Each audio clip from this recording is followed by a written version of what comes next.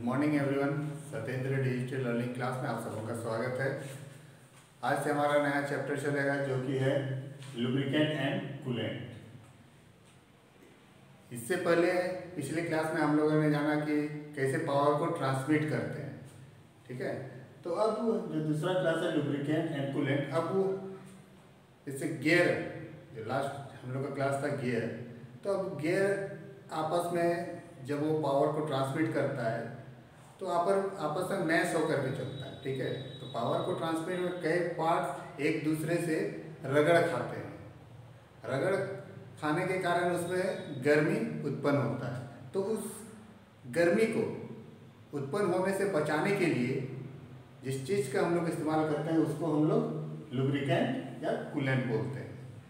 इससे क्या होता है कि हमारा पार्ट्स आपस में स्पर्श नहीं हो पाता है, बीच में एक परत बन जाता है जिससे रगड़ नहीं, आपस में रगड़ नहीं खाता है और वो गर्म नहीं होता है। इससे क्या होता है, हमारा पार्ट्स का लाइफ बढ़ जाता है। तो अब हम लोग जानेंगे कि लुब्रिकेशन जो है उससे हम लोग का फ़ायदा क्या क्या होता है, ठीक है। तो इससे हमारा फ़ायदा जो है, सबसे पहले कि मशीन में को गर्म होने से बचाता है, ठीक है। उसको गर्म होने नहीं देता है। मशीन में पार्ट्स में जंग नहीं लगता है। मशीन का स्पीड बढ़ जाता है। मशीन का जो पावर है वो भी बढ़ता है।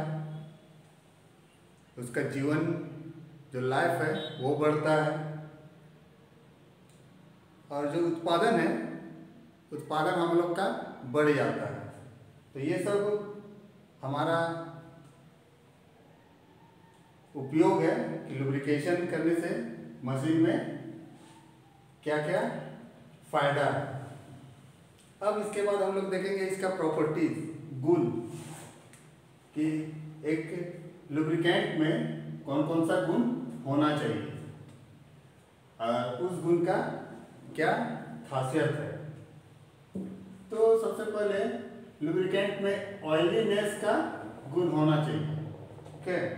चिकनाहट, वो चिकनाहट युक्त होना चाहिए। इससे क्या होता है कि पार्ट्स में फैलने में आसानी होता है। इसके बाद है विस्कोसिटी। ये बहाव संबंधी अवरोध का पता लगता है कि लुब्रिकेंट कितना बह सकता है, ठीक है। जैसे कि लुब्रिकेंट से ज़्यादा पतला नहीं होना चाहिए। अगर ज़्यादा पतला हो जाएगा तो वो मशीन के जो पार्ट्स है वहाँ जा कर के फिर वो तुरंत फिर नीचे आ जाएगा। उससे क्या होगा कि पार्ट्स हमारा एक जैसे मशीन का पार्ट्स में लगाए फिर मशीन को चलाए तो वो बह करके फिर नीचे आ जाएगा। इसके बाद फिर हमारा जो मशीन में घर्षण होगा तो फिर वो गर्मी उसमें पैदा हो जाएगी। तो हम लोग का जो लुब्रिकेंट में विस्कोसिटी है वो सही होना चाहिए। और इस विस्कोसिटी को हम लोग विस्कोमीटर से हम लोग नापते हैं, ठीक है। इसको नापने के लिए मीटर आता है, इसका नाम है विस्कोमीटर। इसके बाद है स्पेसिफिक ग्रेविटी। और स्पेसिफिक ग्रेविटी में हम लोग लुब्रिकेंट का जो भार है उसको पानी का भार से हम लोग तुलना करते हैं, ठीक है। अब है फ्लैश पॉइंट। इसमें फ्लैश पॉइंट में कि लुब्रिकेंट जिस तापमान में भाप बन जाता है उसको हम लोग फ्लैश पॉइंट कहते हैं।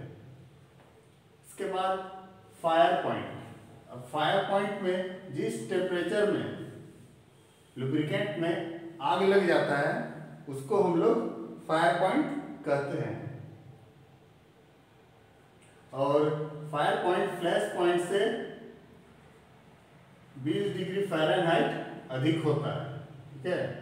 फ्लैश पॉइंट से फायर पॉइंट, फ्लैश पॉइंट मान लिया जाए 80 होता है तो उससे 20 डिग्री ज़्यादा करंट तो वो फायर पॉइंट कहलाता है। इसके बाद हमारा है pour point.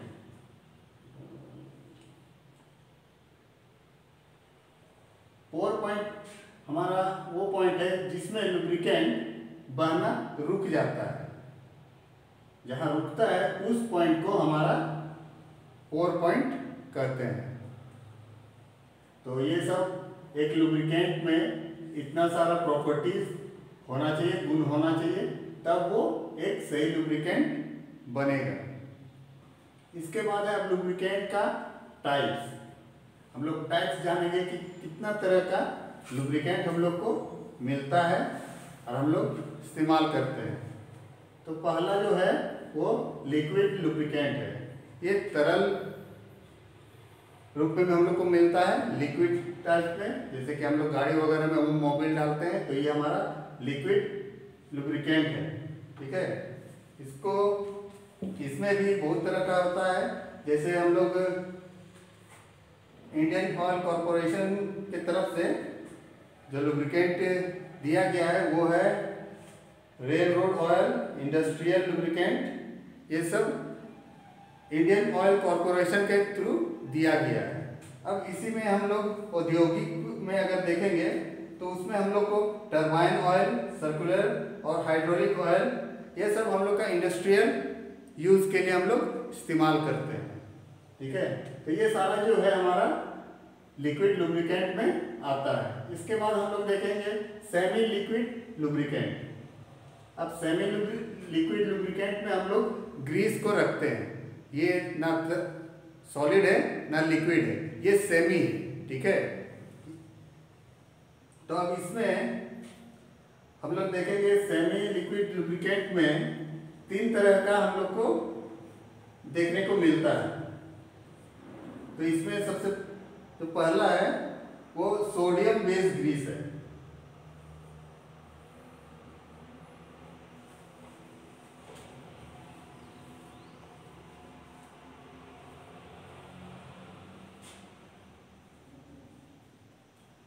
Sodium base grease, ठीक है। अब इस ग्रीस को हम लोग कहाँ पर इस्तेमाल करते हैं?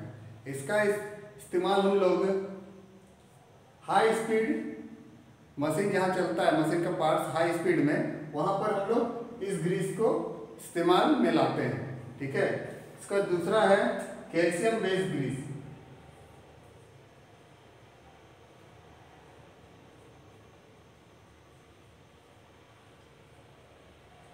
कैल्शियम बेस ग्रीस, ठीक है। अब इसका इस्तेमाल हम लोग कहाँ करते हैं? जहाँ पर मशीन को कम स्पीड में चलाना होता है, ठीक है। और ग्रीस का इस्तेमाल हम जैसे पहले में बताया कि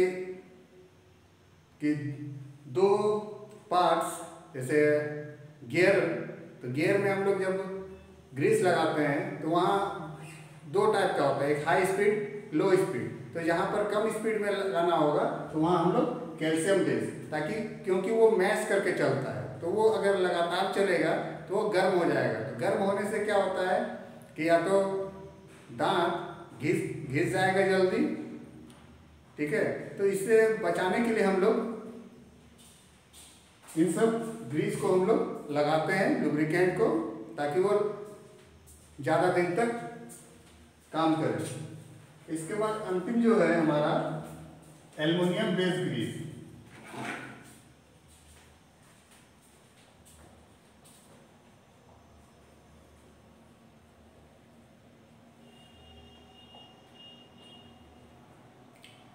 इस एल्युमिनियम बेस ग्रीस हम लोग वहाँ पर इस्तेमाल करते हैं जहाँ पर पार्ट्स को स्लाइड कराना हो, ठीक है।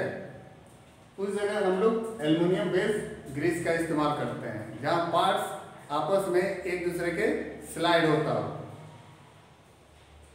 तो ये तीनों जो हो गया, ये सेमी लिक्विड लुब्रिकेंट के तहत ये तीनों आता है। Sodium base grease, calcium base grease और एल्युमिनियम बेस ग्रीस। इसके बाद है हमारा जो अंतिम टाइप्स है वो है सॉलिड लुब्रिकेंट। तो अब सॉलिड लुब्रिकेंट का हम लोग इस्तेमाल कहाँ करते हैं? तो इसका इस्तेमाल हम लोग वहाँ करेंगे जहाँ पर लुब्रिकेंट पहुँच नहीं पाता हो या ज़्यादा समय तक वो रह नहीं सकता है, तो उस जगह हम लोग सॉलिड लुब्रिकेंट का इस्तेमाल करेंगे। अब ये हमारा बुरादा के रूप में, पाउडर के रूप में हम लोग को मिलता है, ठीक है। और इसको वैसा जगह पर हम लोग लगाएंगे जहाँ पर दूसरा प्रकार का लुब्रिकेंट परत नहीं बना पाता है, ठीक है।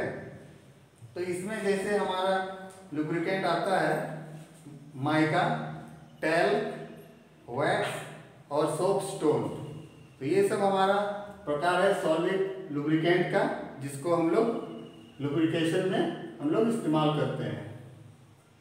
तो आज के लिए इतना ही। नेक्स्ट क्लास में हम लोग देखेंगे मेथड ऑफ लुब्रिकेंट। तब तक के लिए धन्यवाद।